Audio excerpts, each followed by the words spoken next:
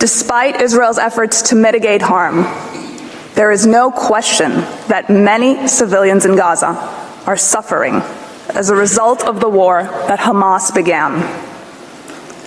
While Israel is seeking to minimize civilian harm, Hamas is doing everything in its power to use the civilian population and civilian infrastructure for its own protection, thwarting humanitarian efforts aimed at alleviating the distress of the civilian population. Further illustration on Hamas's tactics and Israel's efforts can be found in tabs 4 and 9 of the volume provided to the court. I now turn to describe just some of the humanitarian coordination efforts that Israel has been engaged in, and Mr. Sender will further expand on this. Israel maintains a dedicated military unit called Kogat, responsible for routine coordination with international organizations in Gaza with respect to various humanitarian aspects. It is Kogat that mans and operates the crossings between Israel and Gaza. This includes the Erez crossing, through which prior to October 7, almost 20,000 Gazans passed through into Israel daily for work. South Africa showed a map yesterday, with the Erez crossing marked closed. What it failed to note is that the crossing was attacked on October 7th by Hamas, which murdered and kidnapped Kogat staff and caused significant damage. Here you can see some of that damage.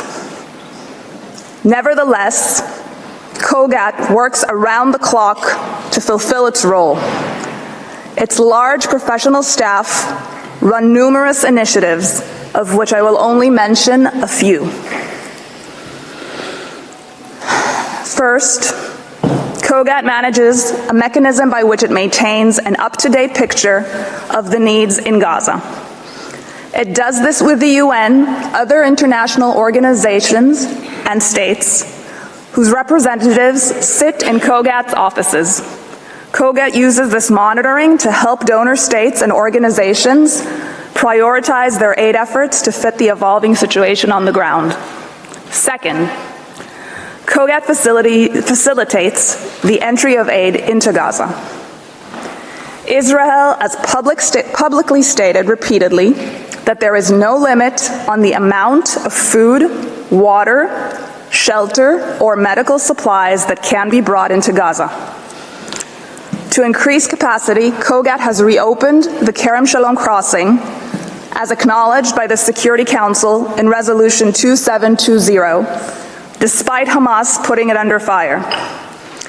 Israel has offered to extend operating hours at the crossing if there is a capacity to receive the goods by international organizations on the Gazan side. Third, Kogat works to reinforce and strengthen medical services. Kogat has facilitated the huge logistical challenge of establishing 4 field hospitals in Gaza, and more are being set up, and 2 floating hospitals. It has facilitated the entry of new ambulances into Gaza, and Israel has even coordinated airdrops of aid over Gaza by Jordan, coordinating these flights with the Israel Air Force operating in Gaza.